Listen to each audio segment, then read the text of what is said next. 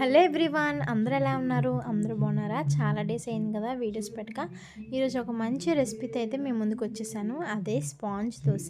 మరి స్పాంజ్ దోశ ఎలా ప్రిపేర్ చేసుకోవాలి, ప్రిపరేషన్ చూసేద్దాం, వచ్చేయండి.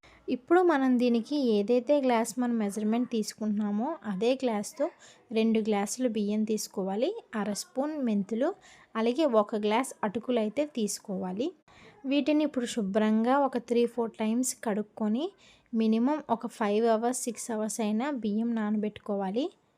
ఇప్పుడు అదే విధంగా అటుకులను కూడా శుభ్రంగా ఒక 3-4 టైమ్స్ కడిగి నానబెట్టుకోకపోయినా పర్లేదు, ఎందుకంటే అటుకులు బేగా నానిపోతాయి కాబట్టి మనం పిండి ఆడించుకునే ఒక 5 మినిట్స్ ముందు అటుకుల్ని నానబెట్టుకొని మనం పిండి ఎప్పుడైతే ఆడించుకుంటామో అప్పుడు అటుకుల్ని కూడా దాంతో మిక్స్ చేసి గ్రైండర్ చేసుకోవాలి.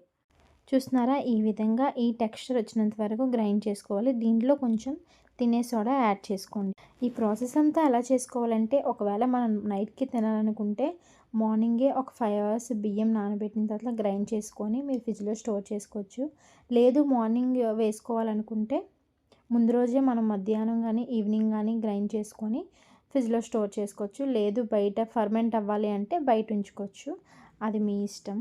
చూస్తున్నారా, ఈ విధంగా ఆయిల్ వేసుకొని దోశ వేసుకున్నాక దీన్ని అస్సలు ఫ్లిప్ చేయకూడదు, ఎందుకంటే దీన్ని వన్ సైడే రోస్ట్ చేసుకోవాలి. స్పాంజ్ దోశ కదా, దీనికి వన్ సైడ్ రోస్ట్ చేసుకుంటేనే దీనికి మంచి టేస్ట్.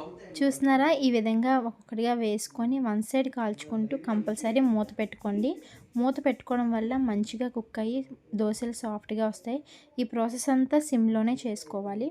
దీనికి కాంబినేషన్ ఏ చట్నీ అయినా బాగుంటుంది. నేనైతే ఉల్లి చట్నీ చేశాను, అదైతే నేను నెక్స్ట్ వీడియోలో అయితే పోస్ట్ చేస్తాను. ఇదే దోశ మనం బయట తింటే చాలా ఎక్కువే ఛార్జ్ చేస్తారండి నాకు తెలిసి. అదే మన ఇంట్లోనే సింపుల్గా ఈజీగా హెల్తీగా చేసుకోవచ్చు.